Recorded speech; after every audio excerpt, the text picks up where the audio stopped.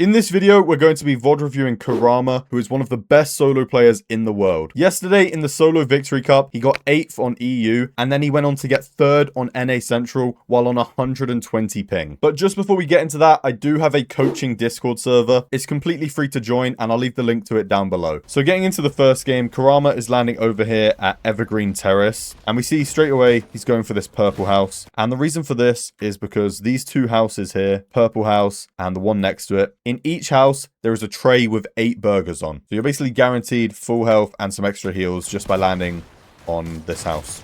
And we see that he's contested. 2 people actually landed on this house with him. But he just takes his time, loots up as much as he can, and lets the other 2 guys fight.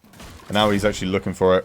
Lovely tag there, 130. Now, I'm not too sure about actually taking this fight. I feel like he could have disengaged. You see, he had really good loot to start with before he went into this fight. He had all the splashes, all the health and stuff. And he's kind of burning through a lot of it here. One thing you can do at this POI is to swerve off and land at different house. So when Kurama was flying in, he probably saw that he was being conned on this house. And what he could have done was just swerve and land at one of these houses here. Because they were uncontested. He would have had all of this to himself. He wouldn't have had to fight off spawn and risk dying. So that is a good thing about this POI. There's so many buildings. If you're conned at yours, you can just swerve to another one. So right here, he sees the player coming towards him, making a nice lurk play. Wow, only hits a 40 tag there. So, not the best way to start the fight, but he closes it out really fast. So now he's making his way out of the POI, just farming, getting his mats and his loot up. If we take a look at this zone, we can see it's pulling like all the way to the left side of the map. Kurama is staying on the dead side here, on the edge of the map, just making his way around towards Springfield Slurpworks. His main goal right now is just farm up mats and find some more loot. So he heads into the POI here. This is a great POI for metal. So much metal here. And slurp barrels as well, if you ever need to heal up. So he just spends some time here in the 4th zone, refarming, setting himself up nicely to go into endgame with good mats. Gets into a bit of a fight here.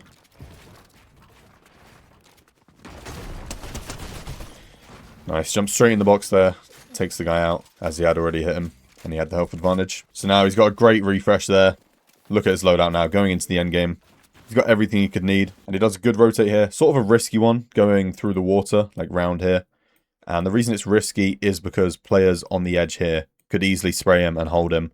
And he's got nowhere to go if they do that. So now the 6th zone has pulled. Kurama is positioned here.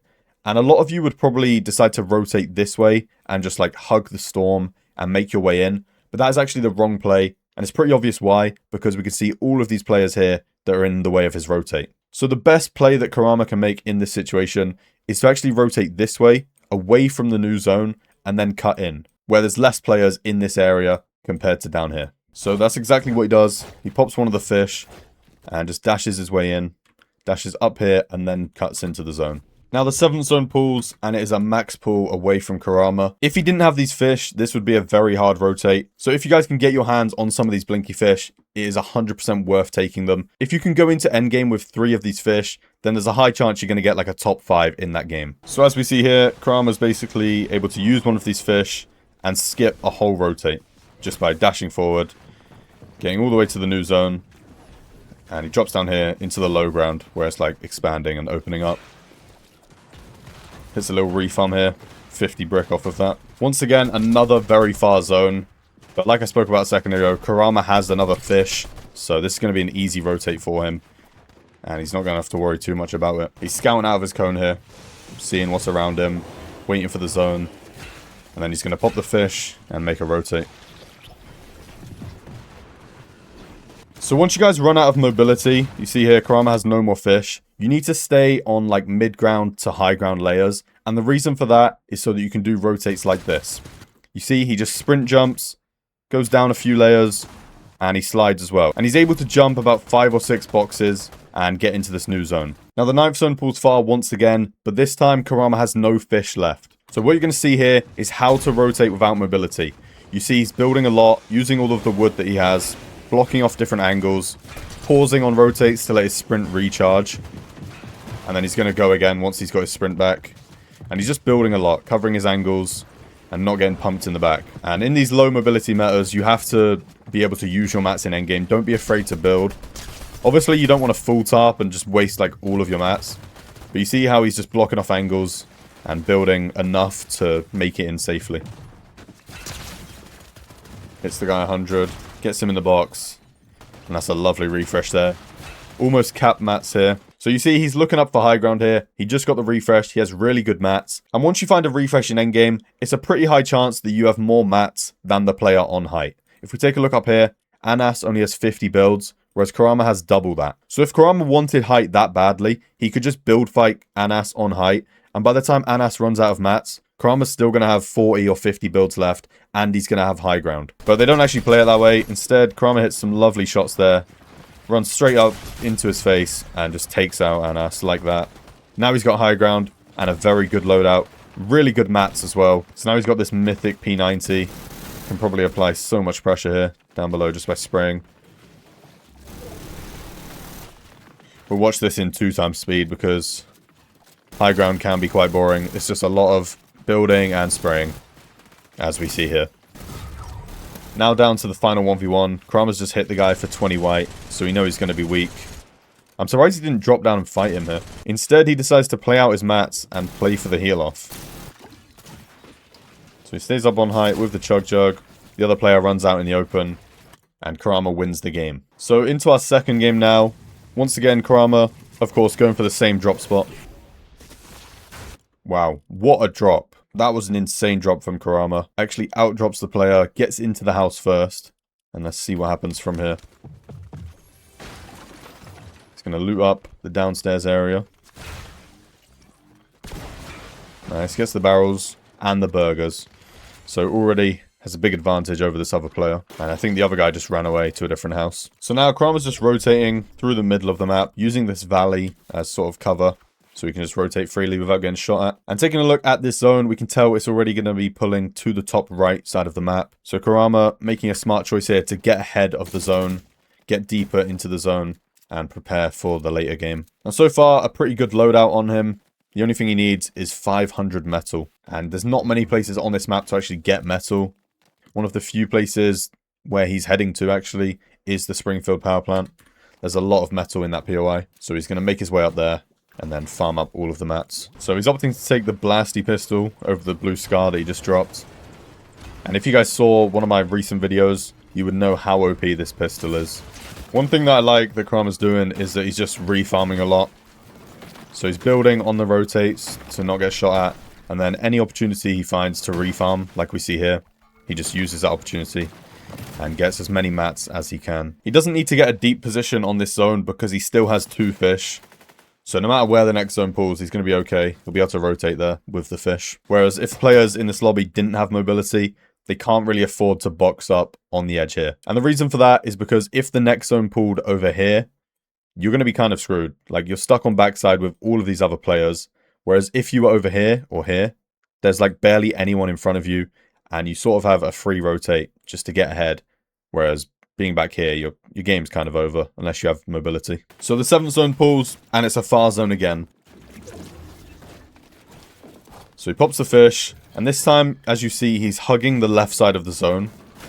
And this is very important because of the next rotate. What he's doing here is setting himself up in a good position for the next zone. This is something you guys need to do. Don't just focus on the current zone. Don't just try and box up wherever you feel like in this zone. You need to be thinking about the next zone. Like, where could the next zone pull? And what's going to be the best position to be in if it pulls in certain directions. As we'll see here with this next zone from Kurama. Finds a very lucky refresh there. There was like 600 mats just in a box. Okay, so this is what I'm talking about with the positioning and the preparation for the next zone. Kurama was back here, whatever the zone pulls, and he's forced his way along this side of the zone. So now he's in this area here. Now this is very important because of the dead side. You see down in this side of the zone, there's literally one player. So Kurama can make the freest rotate up here and just get to the new zone. Whereas if he had just white lined into this zone, he would be stuck in the middle amongst all of these other players. But because he pushed himself to the side, he now has an easy rotate to this next zone. As we see here, he builds up the cliff. He's in the dead side.